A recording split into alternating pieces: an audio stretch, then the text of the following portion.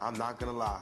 I love one with a passion. I do. I feel like sometimes now I just want to call Prince and just be like, can we hang? Because I love women like he loved women. One of my funniest memories with Tupac is he would always have myself and my cousins and his sister set, my brother Kenny, my cousin Amina, and Khalil. He would have us all perform different groups, but his favorite one that he would have us do over and over again would be Prince and the Revolution. The main song that we always did was 1999. So he would always have us setting up the stage, and the stage being the front of the living room or in the kitchen. He would have us with our mock instruments, the mop, the broom, the dustpan, whatever. He would introduce the band very subtly, and he would introduce himself as well. And then we would come on and he would be all in his Prince glory, full out, just, completely like in character. I asked him one day, how come he always gets to be Prince? And he got offended and he was like, I'm out here getting us work. Are you gonna be out here booking us jobs and getting us performances until you ready to be out here managing this group and taking us on tour? I'm gonna be Prince. And if anybody had a problem with me being Prince, they need to let me know. Nobody took issue with him. I was probably 11. He was probably about 16, 17. He was probably the greatest musician I've ever seen live on stage, without question. There was nothing he couldn't do. He was the showman, a great writer, an incredible performer, singer, guitarist. And we all knelt at his feet because if you're a real musician, you know quality when you see it. And he had so much quality and charisma. And it's such a tragedy that he passed away at 57 years of age. It's an enormous, enormous loss. I got to sing with him a couple of times, once in Las Vegas and once in London. And he was doing a show at the Rio called 3121. And we stay in apartments, and he was in the opposite apartment to mine. And I would get up at 8:15 and go and play tennis, and he'd be coming in from playing all night. And these people don't come around very often. And anyway, I just want to say, you're a Purple Warrior. We loved you, we salute you, and we're gonna miss you, okay? And I didn't meet him in person, but what happened is he called me. And we talked on the phone, and his voice intimated me so much. He said, hi, Celine. I said, I'm a fan, So, hi, Prince, how are you? It was speaking so, hi, like this, Anyway, I wanted to say to him that I want to say thank you and everything, and I'm a fan, so the fan came out of me. So, Prince, thank you very much for this song. You're so nice, thank you. And then he was talking to me like this. He said, you're a wonderful singer. I said, thank you very much. He said, I'm sure we'll do something else one day together. But he's a wonderful person. I hope to meet him in person next time. I would love to. Yeah. But his voice is just... Prince is a musical genius, so you have to respect them for what they do. Spreading. What was it like performing in his hometown, his music on that night? I mean, it was heavy. It was one of those things where as a fan, you're kind of knocked back a lot. You're just like, oh my God. And then it kind of slowly dawns on you. It's like, oh Christ, I'm playing First Avenue in Minneapolis the day that Prince died, just for the fact that I loved everything that he did. I wanted to walk out on that stage, no words, play the song, have all of us kind of come together and share that moment. I knew there were people in that audience hurting like I was. Are you serious? I was on the stage with Prince? Are you serious? That is crazy. But that was Sasha. She took over. I did his and I was like, no, I didn't just do that. That's his thing.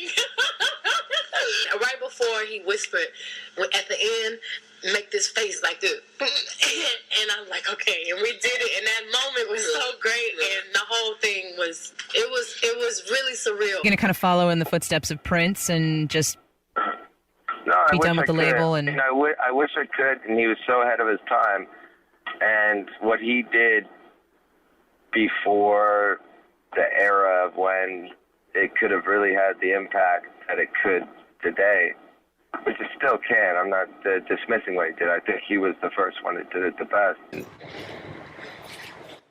Freddie was a massive fan of Prince. Oh, he was a massive fan. That's how I got the job. I had this opportunity come to me with Queen. Freddie was attracted to him in his androgyny and all that stuff. And I was very fascinated by him.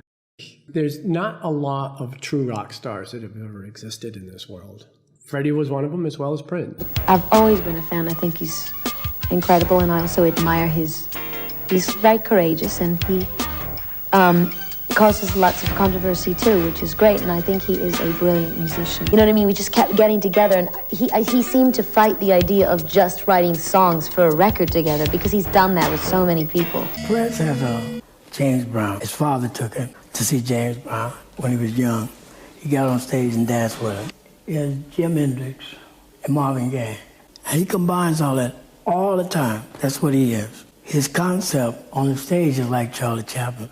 If you look at it, you'll see. Yeah, there's a funny story about Prince. Will you share that? Well, you know, Michael just was a funny man, you know, and he loved to laugh. He had the greatest laugh. I shall miss that as much as, you know, so many other parts of Michael. I mean, he would bellow. He would laugh so hard he would fall on the ground and beat the ground. One day I was being very serious with him, and he was saying that he had been channeling, and therefore he didn't sleep, and he was working on songs, and his higher power was working through him and giving him ideas. And I was like, can't you talk to your higher power, please, and just ask if he could shelf these ideas until we open in London, and then we'll make sure that you have a recording studio at the gig and one at the house, and you can work on the record from that point on. And he was like, I can't do that. And I was like, why? And he was like, he'll give the ideas to Prince. I love that. He said, God's speaking to me, and if I don't do it, he's going to give the ideas. Give them to someone else. He's going to give them to Prince. He admired Prince, by the way. Yeah. Loved his music. Purple Rain, he used to talk about that song, and yeah. You know, I got all these obscure kinds of bootlegs from Paisley Park, and I come across this one beautiful bootleg. I can't wait to listen to it. And I noticed that he had a song on there that he named Tender Surrender. I'm like, of course, that's a very Prince kind of a title for a song, you know? And he's gonna get all the credit. And I thought, that's quite all right, because he's not a prince, he's a king. Put the CD in, and I listen to it, and I hear, bum, bum, bum, bum, bum. And I grabbed the CD, I look, it says, Tender Surrender by Steve Vai. I started banging on everybody's door. Look at this. And I just want to say, Prince, you were extraordinary and we are grateful. I like Prince. He's probably my favorite modern act. I went to see his concert at Wembley. It was good. Prince, he's an innovator. And he doesn't go the way everyone else goes. He seems to stand out from the crowd. He looks good. He dances good. He sings great, plays great guitar. And I like a lot of his songs. I like a lot of his albums. Even the ones that kind of don't do that well. Prince was a big support of mine, and Prince was also my favorite next to Whitney Houston as well. Out the blue, he's gone, you know what I mean? And I literally just saw him, maybe not even a month ago. He came to New York, and he's like, okay, come to my party. And it's like, oh, Lord, in the middle of the night, Prince. But Prince said, get up, you know? But he was such a beautiful person, and that's the thing. I don't want to get lost. I want people to realize, you know, of course he was a legend. Of course he's an icon. But we lost a great human being. He didn't want to do the record with him. The masters. It was because Nas didn't own his masters. And he was real like that. Yeah, when he said no, that was no, ill. I had the song that I had called Like You'll Never See Me Again, which is one of my favorite songs. And I said to him, like, I love this record. It's so powerful. It's just, I wrote it for my grandmother. He felt it. He was good. And he was like, Alicia, I'm not sending these people's children to college on my shit. There's something about the fact that it's his music alone. He's the only guy. He's the guy that's playing everything, the guy that's writing everything. I think that resonates with people, and he has his own sound. You know, and Michael did too. It's apples and oranges, really, honestly. I think that for me, though, as a musician, I tend to lean towards Prince. Prince guy, you know, and like he plays everything on this. He does everything. He recorded it. He wrote all these songs, and the record was so all over the place. But it was a journey.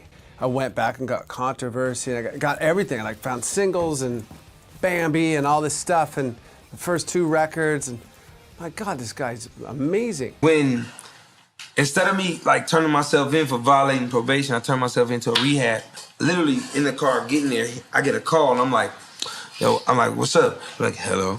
Like his voice deep as hell. Like basically he was just saying like, don't lose focus. Like whatever your life. He was just trying to like uplift you at the moment. Yeah, but he was saying it's more of like he wanted to have a conversation about being special. Yeah, I think I would probably break down. Okay. If I do a song right now. He was incredible, and I'm just glad that I was able to say to him, I love you, the last time I saw him.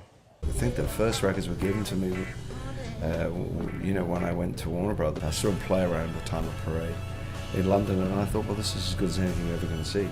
It's as good as Duke Ellington or all that kind of. I felt like he was that kind of band leader. Who was your influence? Who were you into? Who was your One Direction? My One Direction when I was younger had to be Prince. Oh. Prince was my One Direction. No, that was the first album I bought was Purple Rain, and it came with a poster. Yeah, you open it up and you get this poster, and I put the poster on my wall, and it was like, sometimes I would kind of walk out the room and kiss Prince. Give him a little kiss, yeah? Another thing about Prince, remember there was a time recently that he made inroads, he revolutionized the MP3 movement in digital music, and we ran toe-to-toe and buddies in trying to liberate music. He doesn't get the credit that he deserves for that, to make everybody get their music now on their phones or whatever. He's a wonderful person, honest to God. I want to work with him again. I think he's the best. He's such a talent. He's a genius, and he wears the best garter belts in the world. Let's go. And if you want to see Prince, or Prince wants to, if you want to get his attention like I just did, again, snap your finger and the sky turn purple, baby, and there you go. Hello. Purple Rain. Rain on me, I love Prince. Did you say he was a genius? There's no other word. Yeah. Absolutely. Yeah. Absolutely.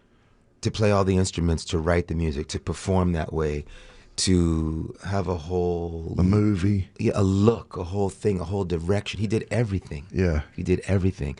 And of course, was one of the major influences for me of playing all the instruments, producing myself. It was Prince, Stevie Wonder, Todd Rundgren, Paul McCartney, guys who did everything themselves and made records on their own. Yeah. Those were great influences, and so he was at the top of that list. I'm gonna follow the leader, as the guy said. He's headed out there now, but it's expanded. Funk, pop, whatever you want to call it. It's expanded. He's the only one taking chances, and he's doing it good. Well, Prince is probably the most impressive single person. He's coming from all sorts of areas from the past, and he's pushing them all through a blender. Not at all sexist, but just sexual. I don't know whether I'd like to work with him because he's so powerful. He'd probably intimidate me a bit. I don't know. I've loved Prince since I first heard him, and then later in life I got to know him, and he had helped me through like so many moments where I needed somebody to guide me through. He was just a genius, just a true genius. There'll never be anybody else like him, and it's such a loss. He's gone now because he could have been one of those people that we see every year and we get excited because it's Prince. If you just say 1982, instantly, all I think about is the purple hue used on the cover of Prince's 1999 album. This 1982 technology was just coming into bloom. New synthesizers, the Oberheim synthesizer and the Lindrum, the Roger Lindrum, which Prince was using at a whole nother level that no one else was even thinking about. Your icon for a second was a Prince. Prince's first yeah, album dude. and stuff.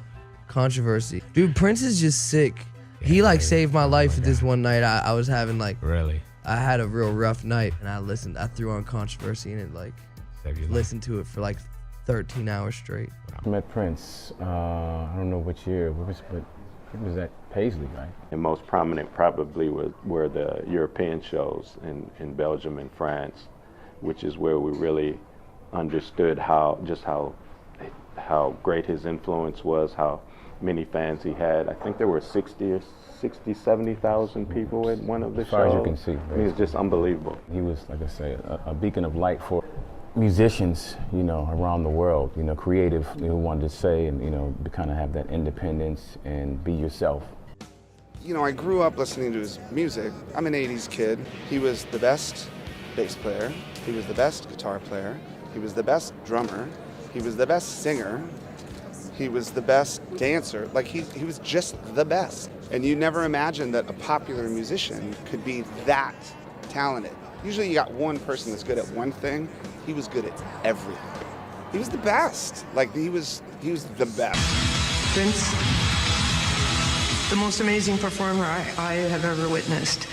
He gave the best parties in Hollywood, probably in the world, and I know I'm missing a great one tonight. I wish I was there. I just think it's splendid that they're honoring you in England. Congratulations.